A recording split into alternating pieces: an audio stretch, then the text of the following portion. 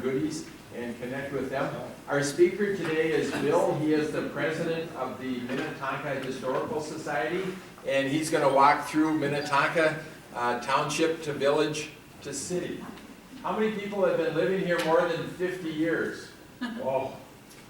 Now we're doing this so Bill knows how many lies he can tell. More than 60 years. More than 70 years. Ooh. Wow. Do we have one? How long have you been living here? I grew up over on West Creek Road, right off of Cedar Lake Road, and I was like 6 years old, and I'm 87 now. So. Oh, she's 87 now. We're doing the math real quickly in our head. 81. 81. We have prizes for you. We have so, We got one here too. Darlene Ross. 85. Wonderful.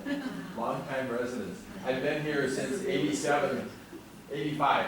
So I feel like just a young pup. So take it away, Bill, and we will get started. Well, thank you, Steve. My name is Bill Jepson. I'm the president for many years now. I started in the 1990s with the Minnetonka Historical Society.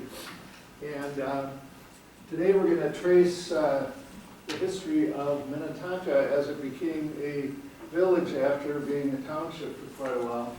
In 1956 it became a village, and then in 1969 it became a city. And you might have been here a month ago. I did a presentation on the history of the mills in the 19th century story of Minnetonka. And so we're going to take a look at that. There's the old town hall. And our new logo, we just made a new logo for the Minnetonka Historical Society there. So there's kind of a funny picture, which I'll explain later when we get to Southeast Corner. But do you recognize any of those St. John's nuns playing lily putt golf? So we're going to tell this story in 4 parts. First, I'll be looking at Minnetonka in the 1950s and the ways that it differed from a booming suburb that exists today.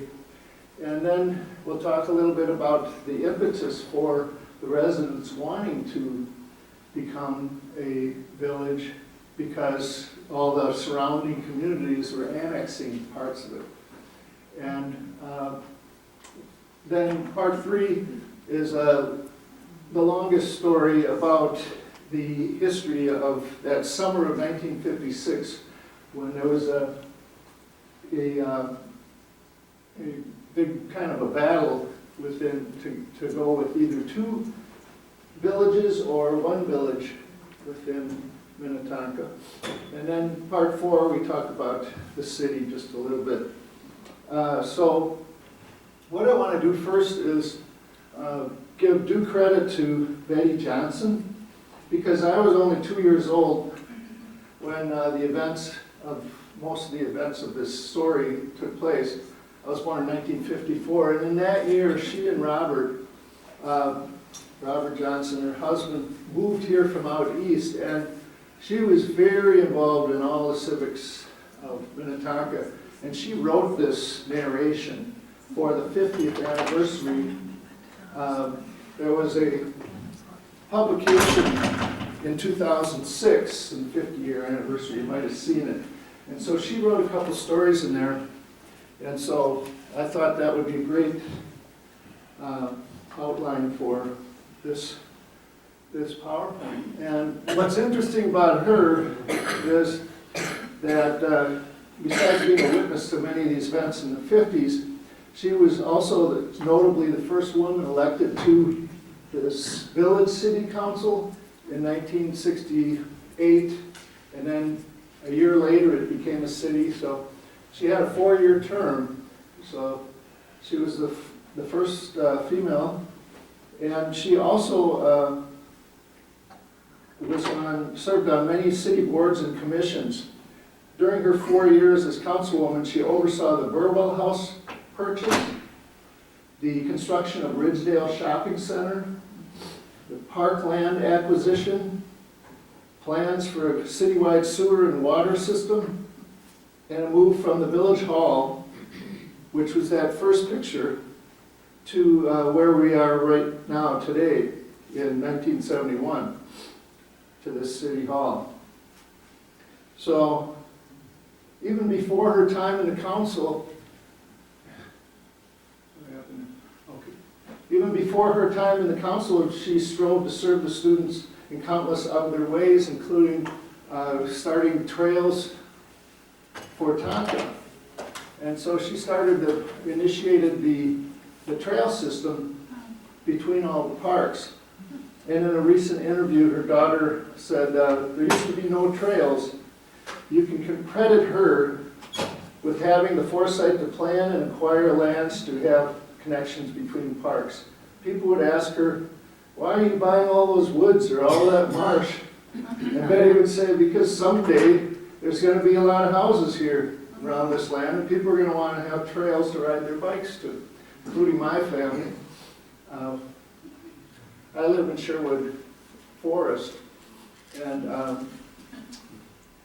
right around up here, and so we're always riding bikes all over the place, and so we appreciate that. So her story started in these couple of articles by looking at this 1954 map to take a look at Minnetonka just 2 years before it became a village, and what kind of things were happening that caused people to desire to become a village with more self-governing power, with an elected mayor and a village council who could vote on local issues. So this map, here's Minnetonka Mills. This is just part of it, but it's very detailed. Every little dot is a house or a building. And so we're going to look at the different areas, the different neighborhoods, and we'll see how St. Louis Park over here and Hopkins down to the southeast, we're all eating up different portions of our city. So here's the township map in 1956, and some of the neighborhoods that we're going to focus on illustrate with pictures and maps on the right. So Country Village, Knollwood, Glen Lake, Snuffy's Corner, Groveland, which is Ty Abel's corner, and Ridgedale, for example. And so let's take a look first at this corner, the intersection of Highway 7 and 101, which today is 7 High Shopping Center. How many remember that there was a 7 High drive-in? You guys used to go? One time we snuck my little brother in the trunk, of course, so you don't have to pay the exorbitant price of, what was it, 50 cents, you know. But that was all in good fun. The only photograph we have of the front of it is right here in this little photograph, 7 High's marquee, but we do have a couple of ads there for Father is a Bachelor and Death of a Gunfighter with Richard Widmark. But you can see the outline of it right here. The screen was here and all the cars would sit here looking towards the intersection. And also right here we're going to look at Snuffy's Drive-In right across the street. So, and this is in 1950, there wasn't much there. So just Snuffy's and a lot of gravel pits and farms around here. Here's what it looks like today with Becker Furniture. It was Kmart, remember, for 20 years or so there, where the movie theater is, the Burger King. We, of course, have a Super Target and Cub Food there now. And so here's Snuffy's at the time. This is our best photograph on the bottom of it. Somebody took some nice color pictures there in the early 60s. So it was called Snuffy's Corner for Snuffy's Drive-In, which operated from the late 50s to the mid-70s. And here's the crew. For each of these neighborhoods, pretty much, that I'm going to talk about, we have a full presentation over the last 20 years that I've been here. And the city of Minnetonka usually records them, and then we put them up on the website. And so either from our website or the city website, you can push a button and watch the whole hour-and-a-half presentation. And one of the funnest ones was this one on Snuffies, given by Nancy Countryman, who was one of the, I forget which one she is, but she's in this row someplace. And she had a wonderful time there in the 60s. And let's see, on here is the prices on the menu. 95 cents for a burger. Coke is 15 cents. The chocolate malt, 40 cents. And a whole chicken dinner for $1.85. You can see down here. So that's kind of fun. Those days are gone. And here's some of the boys who worked there, and a couple of those pictures taken that day of the car hops. Were any of you guys a car hop for a drive-in? You were? Yes, that must have been a fun job as a teenager. And then next door to Snuffies, as you can see on the map here, here's Snuffies in the 60s, or actually 70s probably. And this was Lily Putt Mini Golf. And when we found this picture, we didn't have any idea who it was, and then we still don't really know, but somebody identified them as St. John's nuns. I'm not sure which St. John's. Do you guys know where that would be? Hopkins. Hopkins? Yeah, in Hopkins, Catholic. But it's a funny picture. And that's from this aerial. There's also, there was a go-kart here. You can see the track kind of.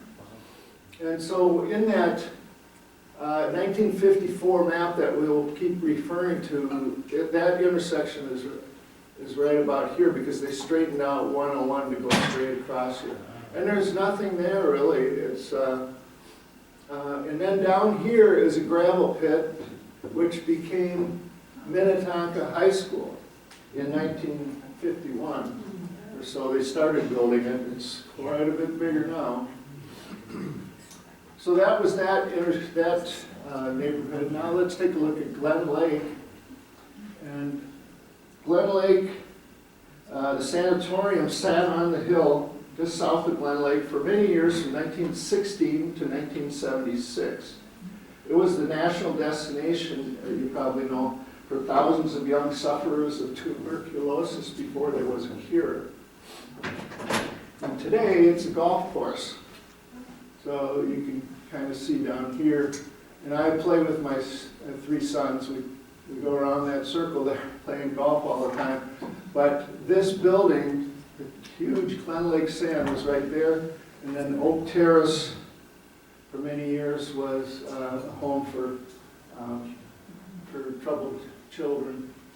But you can see what a beautiful building it was in 1941 when kids would come and they'd get fresh air treatment. They really didn't have a cure till after World War II.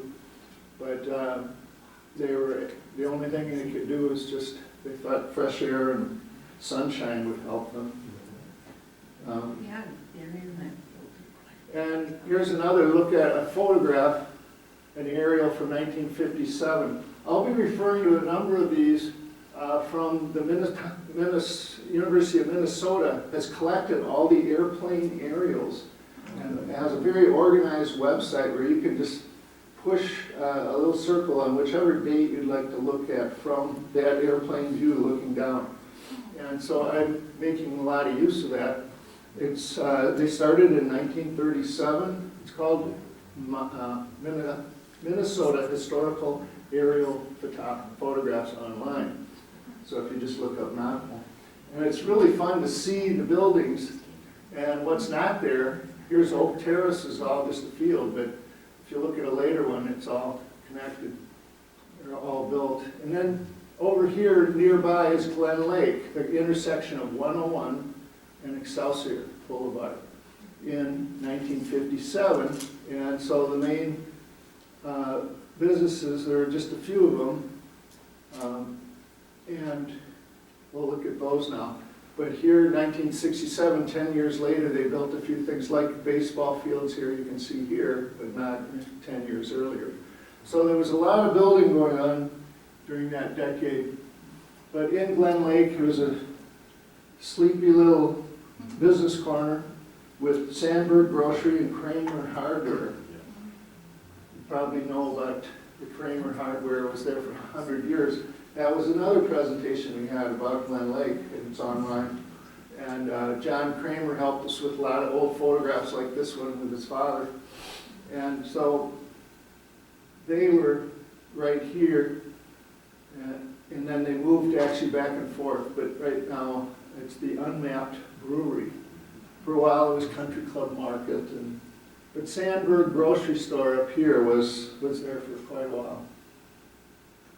And another notable thing from the 50s and earlier nearby was the Paulson Dairy Farm, which is a really fun presentation because Betty Paulson here had 10 children, and almost all of them were in their 60s while she was in her 80s, about 10 years ago when they gave the presentation. It was really fun because they recalled all their time on the last dairy farm in Minnetonka, which was located on Highway 62 and Purgatory Creek, kind of the intersection there. Today, it's just a bunch of houses, but this was all their farm down there now. And there she is in April of 1959 in the old Chevy, and her husband milking the cows. They had about 50 cows. So they had some great stories. You want to see that presentation maybe sometime. Then let's jump over to Opus Development in the southeast by Shady Oak Road. And it's all the land by Highway 69, west of Highway 69 and north of 62. It was a farm. Part of it was a turkey farm. And today it's all restaurants, apartments, condos, offices, huge headquarters of United Health Group, you can see here. And that's this building here. The world headquarters of that, and Optum, and many other buildings. This is Roudhurst, I think is his name, who was the developer who made that. And but this farmhouse was one of the last barns that in Minnetonka, and it stayed there until the 90s or maybe the 2000s. Like a year ago. A year ago. More recently? Yeah, Yeah. yeah, a year Or 2 ago. years Oh, I ago. didn't know. They just built those new. Yeah, on Shady Oak Road. Yeah. Do you remember was it the Brens who the family was Don't know. in that house? Brens? Somebody said Brens, yeah. Yeah, because I know Bren Road, and that was supposedly the last farmer that held out so that 62 Crosstown couldn't go through his land. Yeah. He held him up until 10 years or less ago. So there's an overview of that, and you can see 62 here and Shady Oak Road. And so my mother lived here for many years towards the end of her life. And so I knew a lot about that. And so, but in 1954, again, here's that corner. Right here is just a farm. And the farmhouse was right here, one of them. And so, but an interesting thing, I remember skiing down there in Lone Park Ski Hill, which was there in the 70s or so, right here. There was a really steep hill, and they would go down here. There was one ski lift and a little A-frame building. And that log cabin, or at least the oldest farmhouse, stood right in Lone Park for many years. It was the Dvorak farm, which had a big raspberry farm there. That was another presentation we had all about their lives as on the raspberry farm here. And then we jump over another neighborhood, Country Village Shopping Center. Here is the 1954 map of present day, and the present day map. So it's Highway 7 right here, and 73 Crosstown. So there's a Lunds and Byerly's here, and a Walgreens, and Perkins, and you're probably familiar with that intersection. Well, in 1950, it was, according to Betty Johnson, this was the Halassic farm. And there's still, I've driven by there, and there's still this red farmhouse, the main one right there on Shady Oak Road. In this picture, it would be to the left is Lunds and Byerly's. And then a little bit farther next door, you couldn't see it, is the white brick house she was referring to. So those two buildings date back to there. And today, of course, you know, LA Fitness, Byerly's, and so forth. Another corner neighborhood is Groveland, also called for many years Ty Abel's Corner. And we did a presentation on him a long time ago in the 1990s or so. And there's Ty, who owned this gas station on the corner of 101 and Minnetonka Boulevard, just down that way from here. Here's his crew. But in the old map, let's see, it would be right around in here. It was not, you know, a few old farmhouses, including the Cohens and the Grays. Gray for Gray's Bay, and Cohen was married to Sarah Cohen. And the Cowens got that corner named to them in the 19th century because they owned most of the land around it. But when Ty had the gas station, it was probably, you know, 20 cents a gallon at the time. But now, across the street from Ty's are these businesses, including Snuffy's, where it is today. It's kind of, it's not quite the same owners, but they kept the same name. Spazo and Deaconey's hardware store and Lakewind's grocery are all right here at the corner of 101 and Minnetonka Boulevard. And Groveland School is right over here, the elementary school, one of 5 elementaries. And Groveland Cemetery, where a lot of our pioneers are buried. Down 101, just about half a mile or so, is Bennett Park. And that's was active a little bit later in the 60s, more up until today. And my sons played baseball there. A lot of fond memories at Bennett Park on 101. So now jumping up to Oak Knoll neighborhood, which is where I've lived since 1992 with my family. Right here in Sherwood Forest, which is a really fun neighborhood. We have some other, Ethan, and I happen to be the president of Sherwood Forest too. I guess I don't have enough free time, but anyway, or too much free time, I should say. But anyway, Oak Knoll was this corner of 73 Crosstown and Highway 12. And at the time, they had on this corner, I think right here, was Jimmy's Tavern, Ethan tells me. Yeah. Because he remembers a lot of these in the 60s. I was by Lake Harriet during that time, but I came here a little later. And what were the other things? Kenny's Supermarket. And let's see.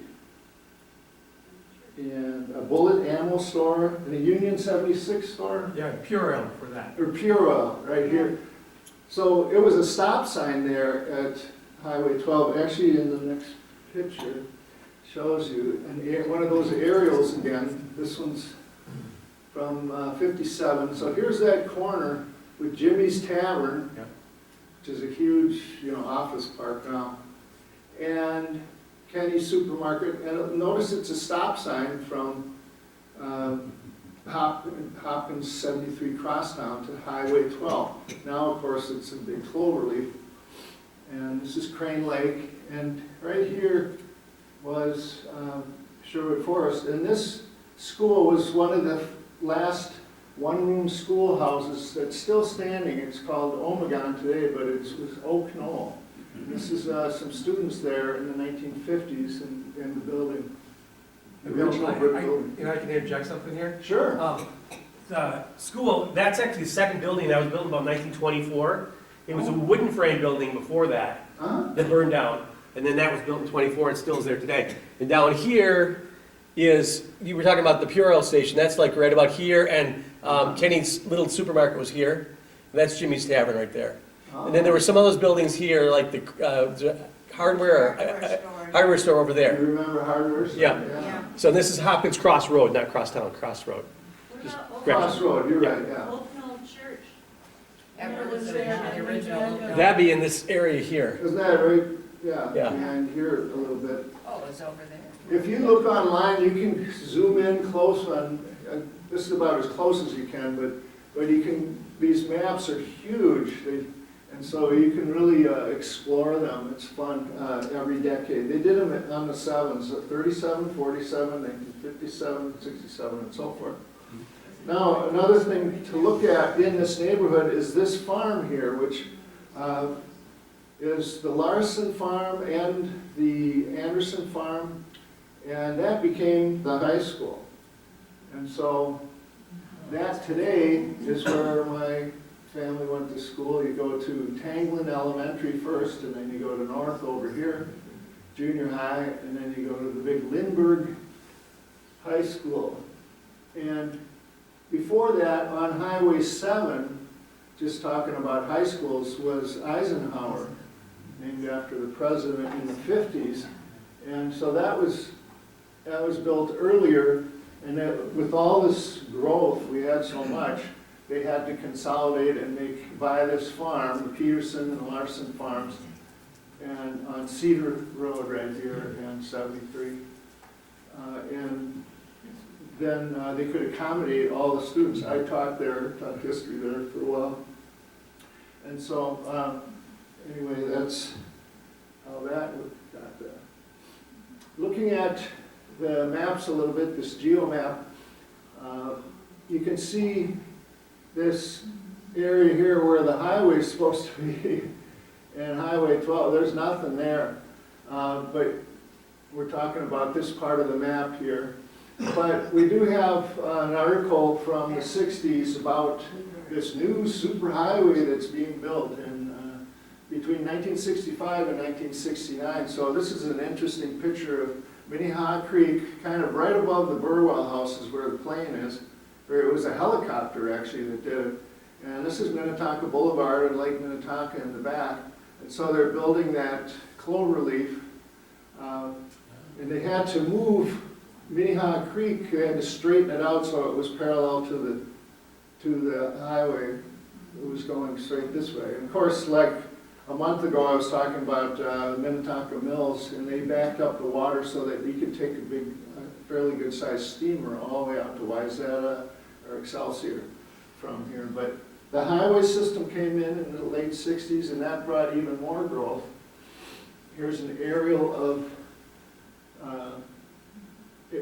Highway 12 coming into Wayzata up here too in the 1950s. And another notable thing that we had a whole other presentation on was the John Doe's sheep farm. They had 50 or so sheep and also horses and a couple cows, big family. And so they lived there for many years, and they finally sold out about 10 years ago and made a really nice presentation. But you can see in the background are the familiar Carlson Towers, which are right here. And so here's Highway 12 today and 494 intersection. And of course, Kurt Carlson put his headquarters there in the 1980s. So, and then moving up the highway a little bit, of course, is the financial engine of Minnetonka, the most valuable land, where Nordstrom's and Macy's, Penny's, and the Sheraton Hotel, and Byerly's and Target. And we live 5 minutes away for the last 30 years in Sherwood Forest, so they're constantly going over here. Okay, I got to make a Target run. Well, pick up some milk at Byerly's, and then back we live right here, so. But here's a nice, one of the only pictures, actually the only picture we have of the construction. I'd love to find some more. I want to do a history of Ridgedale sometime in the near future, but it was being built in 1971, and here's a great aerial of that intersection of Plymouth Road and 12, Crane Lake over here. They had to push some of the marshland into the water into Crane Lake so that this would be dry enough to put a huge Ridgedale right there. And in the day, it was just horse pastures. Ethan, you remember Yes, those days? I do. We used to fly kites in there and ride horses through there. Oh, So it was mostly like fields, and you get pussy willows or milk pod, weeds in there. But it was some trees in there a little bit, but it was mostly a prairie and rolling hills in that area. And my mother hated it. And she was a very big environmentalist, and she hated Ridgedale was coming. And Wow. it started in 71, I think it was completed in 74. But my mom said, and she was actually right about it, she said, I'm opposed to this Ridgedale thing because it's going to grow like cancer. And now look at it. she was right. Yeah.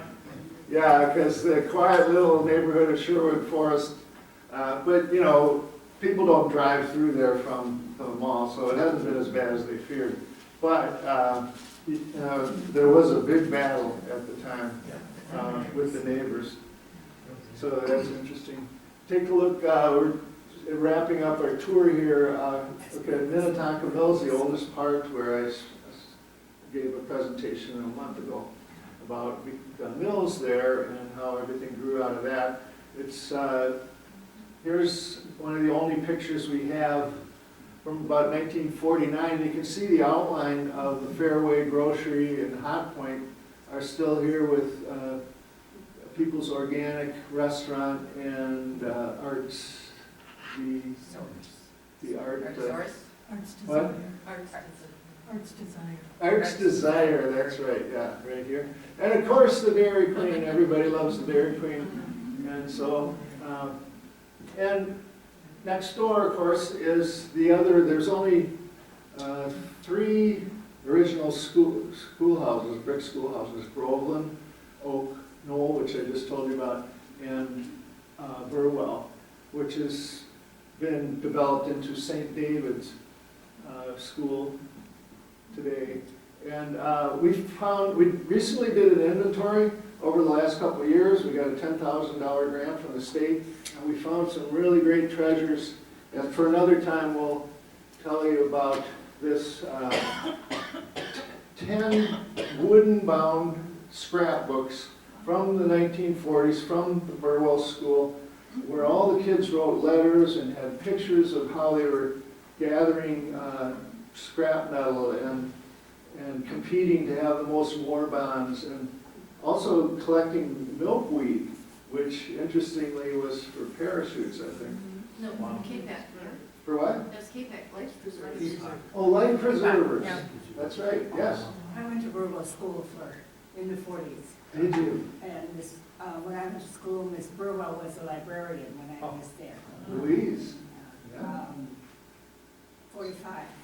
I was in 8th grade, graduated from 8th grade there in 45. Yeah. In this book, which Betty Johnson wrote, I did the pictures. You've probably seen this, but we have some of the group shots of the classes. And these two are 1924, 27. We just have a few. What'd you say, 45? I don't know if we I have. went my 8th grade year in 45. Oh, well, you're going to be in these scrapbooks then. Can you come up? Can you come up afterwards? Because if you don't mind, we'd love to talk to you. Maybe get an oral history. We've been wanting to do that with more and more people. We have about 20 of them, which are all recorded now by Betty Johnson and some others. They had a real project for that 20 years I ago. remember all the teachers that were there. Because if you remember the teachers and all this, you got to see these scrapbooks. They're amazing. They're Miss just. Harris was the principal, Miss Merritt was the 5th and 6th grade teacher, Miss Asplin was the 1st and 2nd grade teacher, third and fourth was, I can't remember. That's great. You're going to be able to identify all the people in the pictures. There's many, many pictures.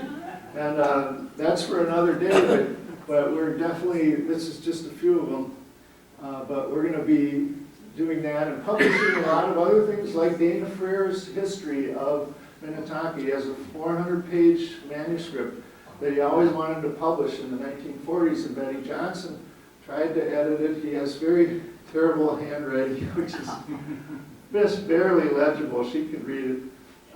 But she passed away 2 years ago, and so we're going to try and carry on the torch and get Dana Frere's book published. It's much easier and less expensive to do it these days, so we're going to do that. Here's the corner in 1971, 35 cents for the gas. Next to the Dairy Queen, it was a Texaco here, and then Venice Feed, and now it's Station Pizza. Yes. I moved into the area in '68, and the railroad was still running trains twice a day. But very shortly after that, that was abandoned, and eventually they ripped up the track and the ties. But west of us and south of us, south of the boulevard, there were a few people who still had horses. And the younger people would ride the horses to the Dairy Queen. There was a kind of like a hitching rail type thing there, and they would tie the horses to that. The young people would get a Coke for themselves, but a great big ice cream cone for the horses. And they would just hold it, and the cone was gone.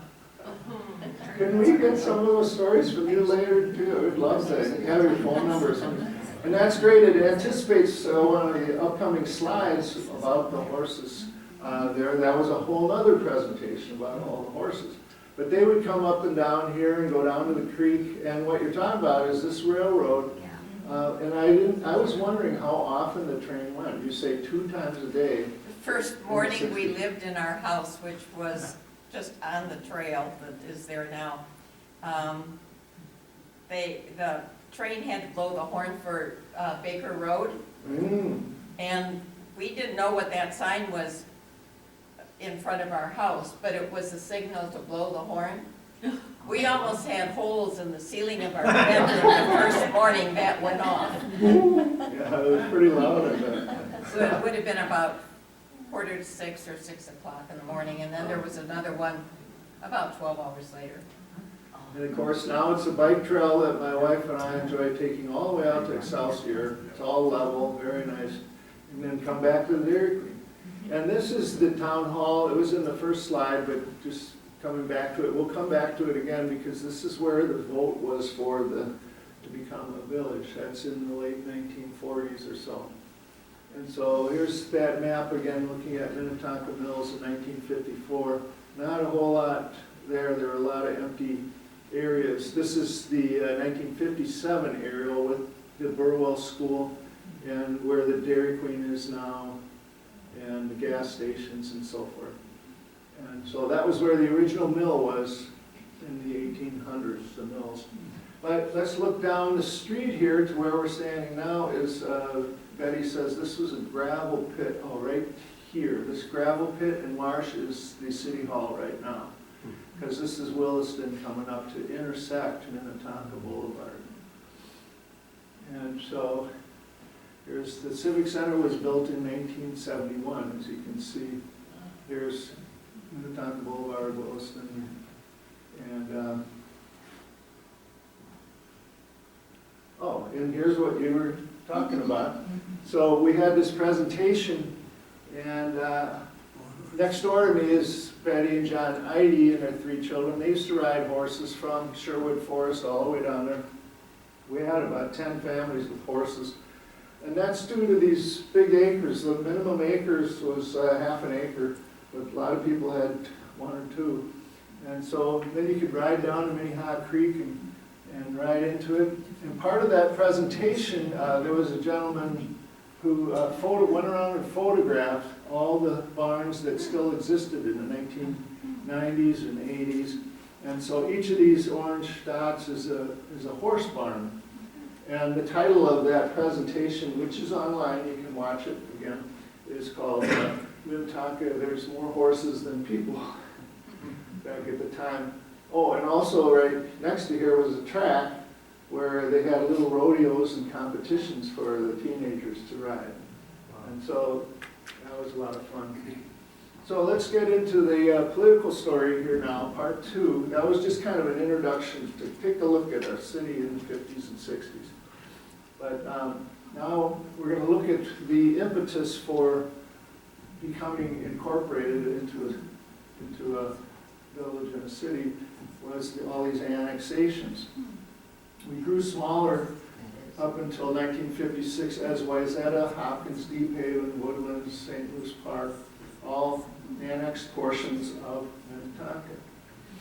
Several neighborhoods and communities had previously incorporated as separate cities some of these familiar names, you know, like Edina, Eden Prairie around us, Hopkins around the railroad and the thresher plant, and you know, Plymouth and Wayzata and all those you can see.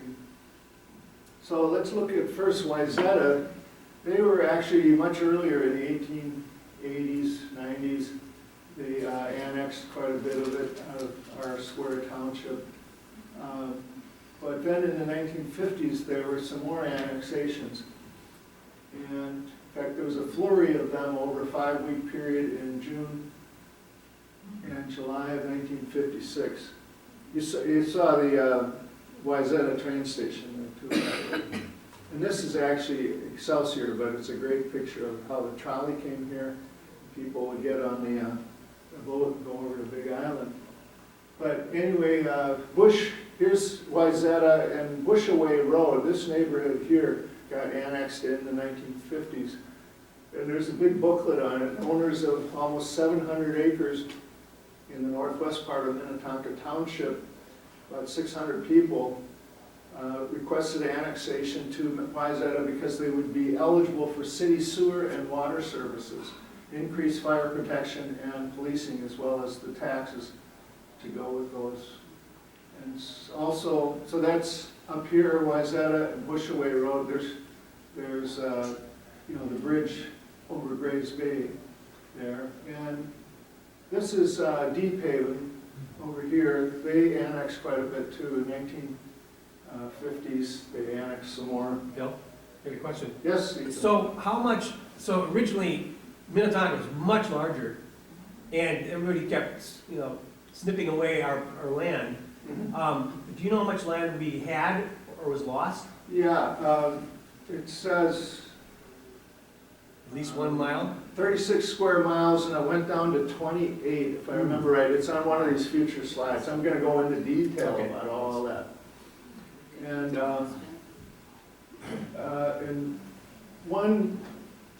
this is just one slide to mention that Glen Lake almost became its own little village.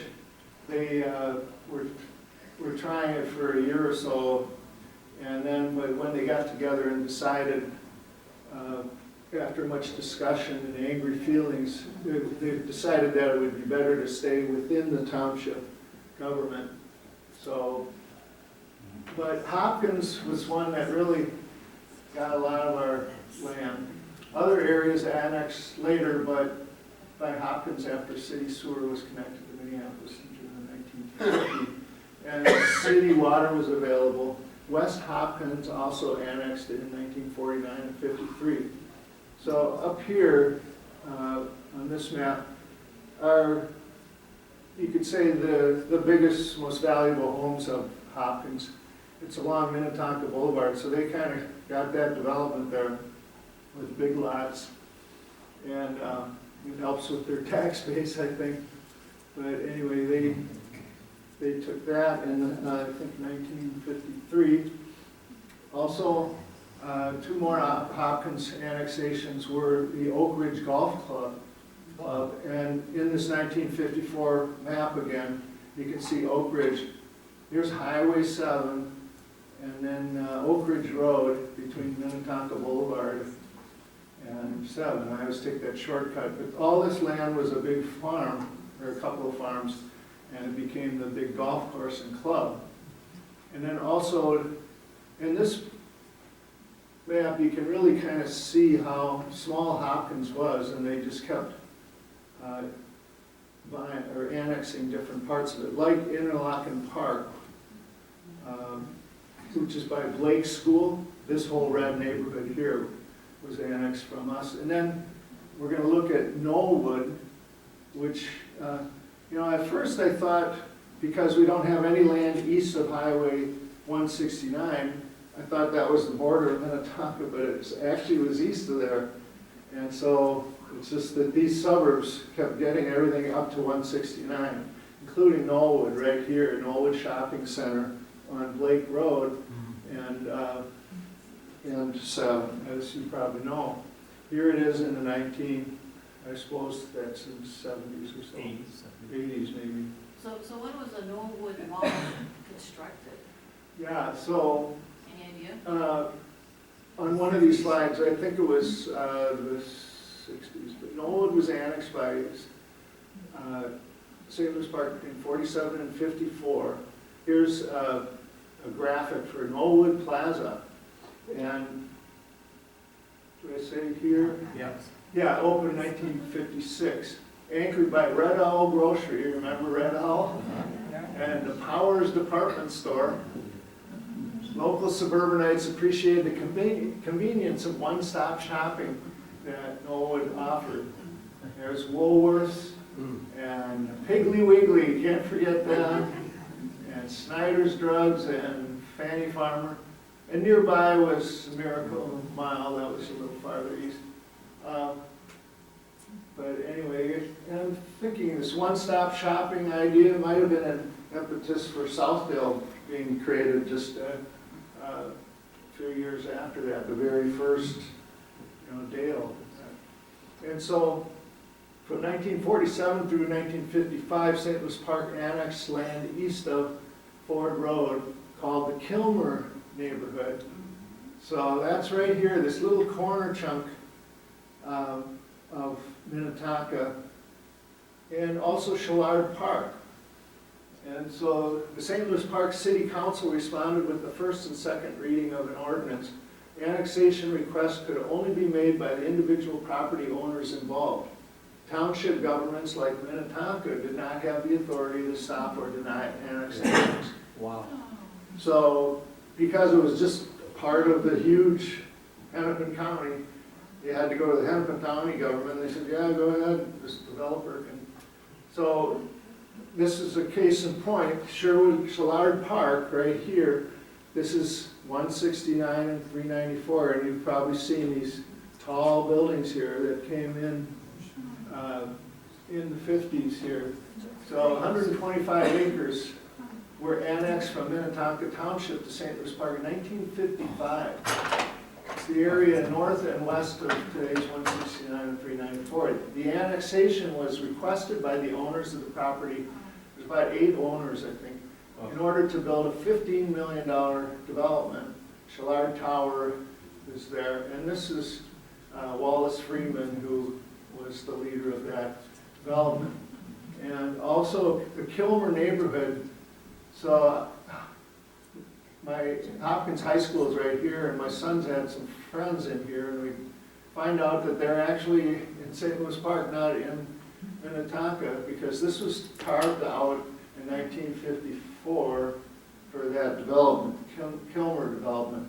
And so that was the last straw as the residents of Minnetonka said, we got to do something. We got to become a village too. And so here's that story as told by Betty Johnson in this 50th anniversary publication. In 1956, as a maneuver to prevent these neighboring villages from continuing to annex portions of the township, they voted to establish a village out of the remaining 28 square miles. And the area was incorporated. Here is the outline as written by her. So we're going to go through these different steps of the story as she told it. So in June 1956, They named a committee to study the possibility of incorporation. And most of these events, all these events happened just that summer. The meeting was initiated by residents on the northeast side because of Shallard Park and Comer that we just talked about.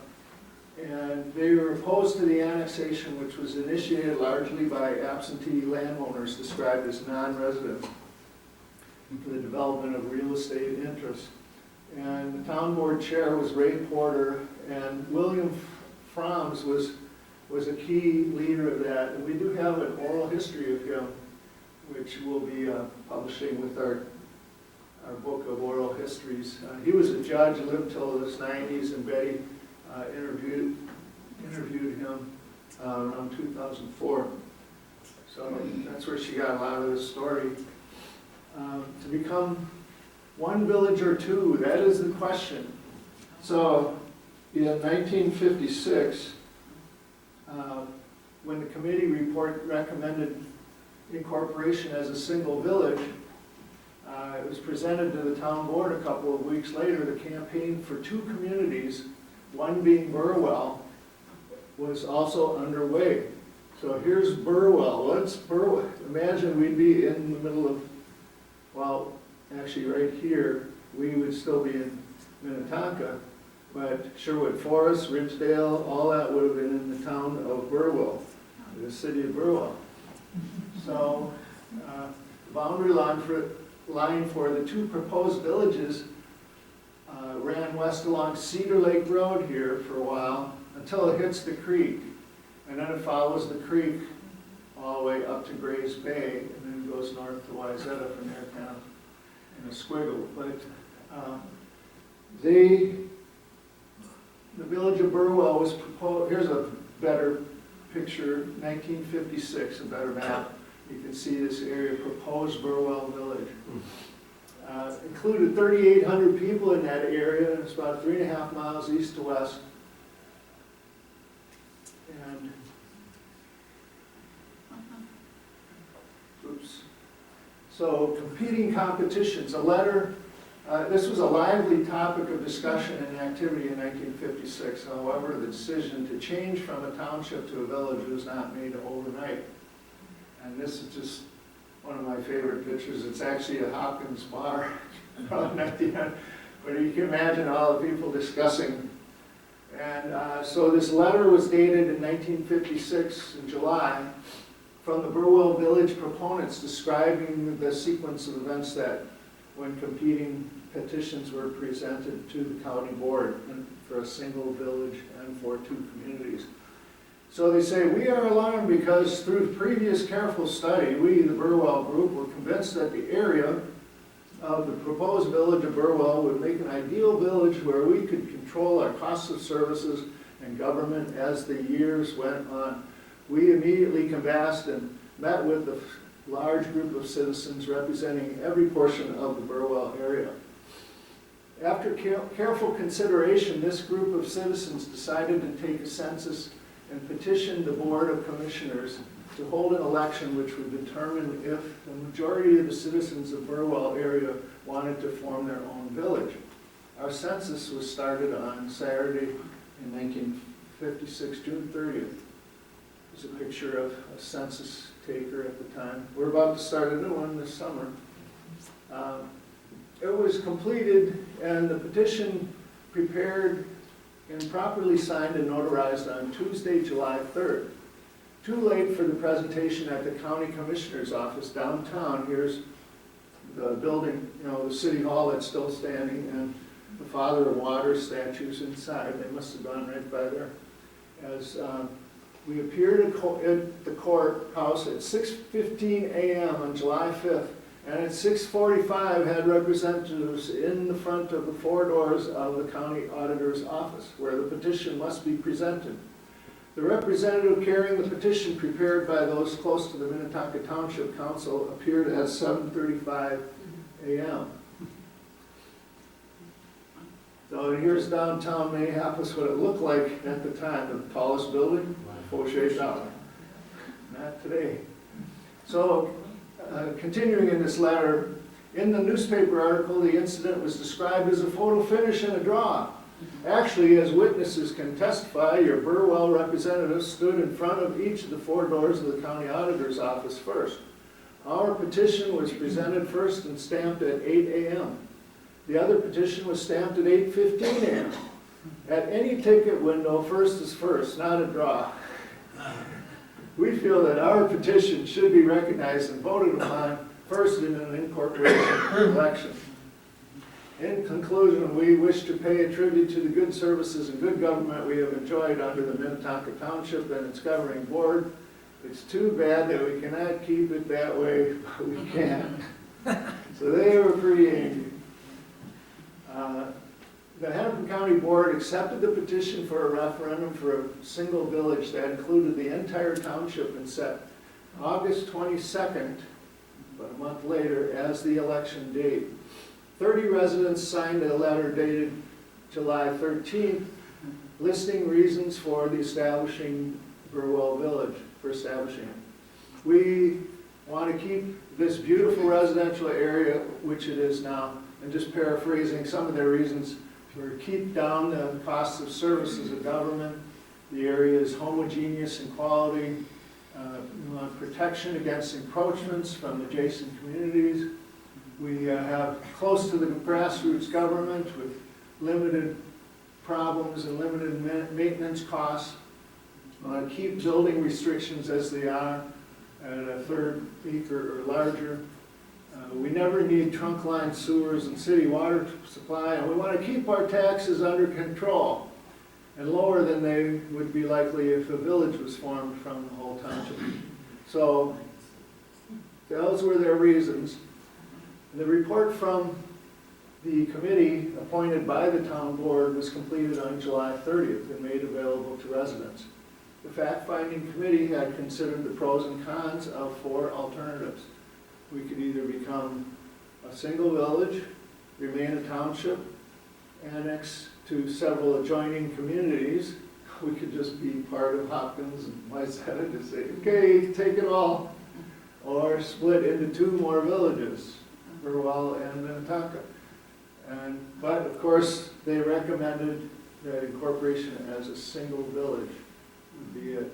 And you can see on this map how few roads there were. You know, it was really, like I showed you, there's a lot of farms mostly. So halting elections. A group of residents in the proposed Burwell Village area filed a temporary injunction to halt the election on the grounds that census figures gathered by the township's fact-finding committee were inaccurate, misleading, and liable to cause considerable loss of tax revenue and funds. You can just hear them yelling. A hearing was set up for September 24th, but the injunction was suspended to give residents the chance to vote on August 22nd. Yeah, we'll have that. We'll argue about it a month from now, after the election. So they just kind of muscled their way. Despite the restraining order, more than 150 residents listened to for nearly 3 hours on August 21st, while fact finders answered questions relative to village incorporation. From their remarks, most in attendance favored the August 22nd election and incorporation as a village. The restraining order drew heated comment.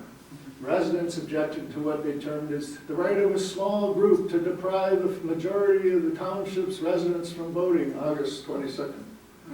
So this isn't the actual committee, it's just a generic one for your information. So a new census of the entire township was taken in a whirlwind move the day before the election in order to correct inaccuracies of a figure listed in the petition for incorporation. It showed a population of 15,500 people. Literature was distributed for all points of view, 1 village, 2 villages, or remaining a township. Not everyone who lived in the proposed Burwell area favored 2 villages. 16 families who lived there signed a flyer urging a vote for incorporation of the entire township as 1 village.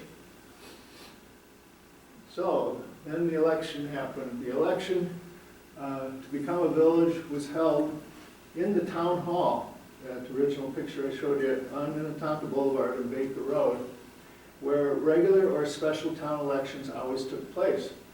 More voters turned out than for any previous township election in the area. The Minneapolis Star paper reported that 3,625 votes decided 2,309 to 1,275 that Minnetonka would become a village, approximately 50% of the registered voters. The town clerk said if the vote had been any larger, judges wouldn't have been able to handle it. All that remained to complete the incorporation were the procedural steps of certifying election results and documents with the county auditor and the Secretary of State. And here you can see the town hall, another angle of it, which has been there for many, many years. And so you can imagine 3,000 people all passing through there to vote. In a letter, Burwell proponents stated September 11th, 1956, they noted the defeat of their proposition. They wrote that they believed if they pursued their legal position, it would be upheld and the election nullified. However, they also believed a large amount of public excitement would follow. And there was no assurance that an election for the establishment of the village of Burwell could be won. They might have reaped the whirlwind, as you could say. Therefore, they wrote, it's our judgment that the time and money involved in pursuing the legal course would be better spent, A, in working to elect the best candidate for mayor and the most competent members for the council of the new village of Minnetonka, B, to sustain continuous interest in the actions of the council, which we know will be subjected to in the future to the pressure to change our building regulations and zoning regulations, and to use our best efforts to keep down the costs of government. So they acquiesced. Minnetonka then became the 11th township in Hennepin County to join the growing list of governments switching to village status since the 1950 census. The other 10 townships that incorporated between 50 and 56 were these familiar ones: New Hope, Bloomington, Maple Grove, Plymouth, etc. You can see in the picture to the right. This is St. Louis Park on the left. And so the first elected officials were elected on September 18th, 1956. 3 men ran for mayor and 25 ran for 4 council seats. Here's who they were: Ray Porter, Paul Buck, Waldron Douglas, Jay Ide, who I know, my next door neighbor, is his sister-in-law, and Sam Gucci. So he was a plumbing contractor, Ray Porter, and had previously served as a township mayor. So our first mayor. So after, just wrapping up here, after the election, the village council created a municipal court, revised the building ordinance to establish 1/2 acre minimum lots, which has really helped us. So increased minimum frontages and side yards for building lots, and passed a few platting ordinances. And here's Sherwood Forest, and we have a lot of records in our history too of that. You can kind of see, here's Ethan's house right here. And then here they are with the sewer and kind of how they laid that out too. So a lot of things to do, and they also had to set up the police and fire. As the population grew, so did the new fire and police protection. The new village established its own volunteer fire department, which continues today as one of the largest in the country.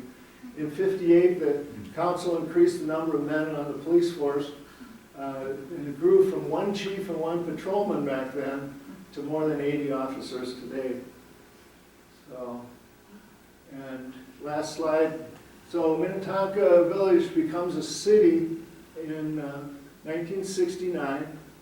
It only lasted 13 years, the village did. The complexities and the heavy demands of administering a rapidly developed community required professional management and a larger representation. In 1969, a city charter was approved to serve the 35,000 residents. As late as the 60s, Minnetonka still contained many farms, greenhouses, and horse pastures. As bus service and highways improved, this second ring suburb was increasingly accessible to Minneapolis. Large tracts of land attracted the developers. People continued to move to Minnetonka, population doubling from 25,000 in 1960, and I just checked today, it's 53,953 today. And making it the 18th largest city in Minnesota. Ridgedale opened in the early 70s, and in '82 Opus Center was built. So we continue to be the home of many major corporations, including United Health Group, Carlson Companies, and Cargill in Minnetonka, and a thriving mix of diverse businesses. Here's in the 1960s our neighborhood, and in our front yard, they were having a sack race. So life was good in the suburbs. So that's the end. You can see the populations at the time there. So this was created by the Minnetonka Historical Society. There's our new logo. Thank you very much. Any questions? I'm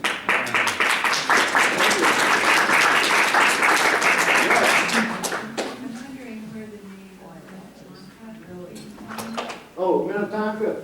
And I talked about that a month ago too, because it goes back to 1852 when Governor Ramsey came up the river after it was kind of rediscovered by the white men the previous year when we stole all the land from the Native Americans in 1851. And when we went up there, he heard that the Native American name for it was Minnetonka, meaning water, big water. And Tonka means big, like Tonka toys are big, you know, for when I played with them when I was a kid. And so he said, I remember he said, you know, we should just keep that name. It's a great name. Why call it Lake Ramsey or something, you know? So that was kudos to him to keep the Native American name. Any other? Yes, Ethan? Well, I got one plug. If anybody would like to get a tour of the Burwell House, you can do that anytime if you have a minimum of 7 people. You call the city, you can have your own private tour, it can last anywhere from an hour to 2 hours. We did that just recently, and it got to be almost 2 hours. But you set how long you want to do it and talk to them.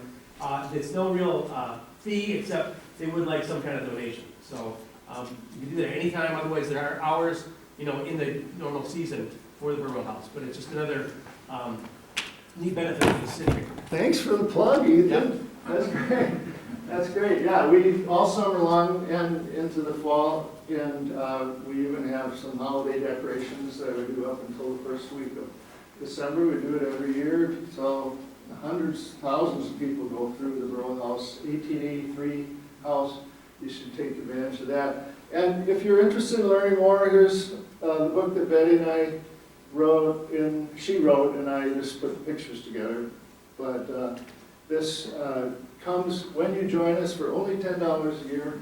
There's a brochure if you're interested. We also have a website. You can find a lot of this.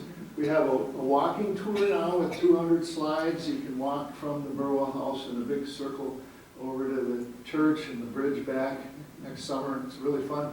And we'll be giving some tours doing that as well if you want to hear the early history. But anyway, any other questions? Yes? I've often wondered how Oberlin Park got its name. How Groveland Park?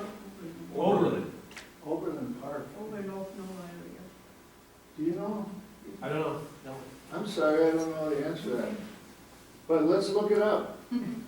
That's what we're here for. So I'm going to write that down. Oberlin Park.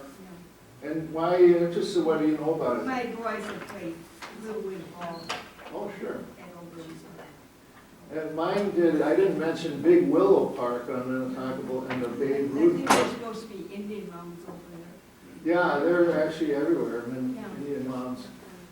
But Big Willow was the Foss Farm on Minnetonka Boulevard, and a lot of fond memories of baseball up there too, as well as Bennett Field that I mentioned. Yes? Is there a map somewhere of all the Indian mounds? Yeah, there's one. That was another presentation about 4 years ago. We had a University of Minnesota expert on, and she had one of those maps. So it's in the presentation I can share with you. And if you email me. And also, she mentioned that, or part of her resource for that was this one gentleman who went around and mapped them all around Lake Minnetonka, mostly just close to the lake, because that's where there's a sacred lake, and so there were literally hundreds and hundreds of them. And so he tediously went around and marked where they were in the 1880s and 90s. And so that's the only real reference. And it came into play, and why we had the presentation is because Highway 101, going across the Grays Bay Bridge, had that big sharp turn, and it went right through an Indian mound. And so the construction was stopped for 6 months. Yep. And that's when we gave the presentation to pay respect to them and to tell us their story, why they don't want us putting the highway through their ancestors' graves. Yes. Well, you just add, mounds are grave sites. Yes. Right. Exactly. So that's why it was stopped. And so they had a compromise to go around it. And so if you want more information, I can give that to you. Thank you very much for your interest. Any other questions?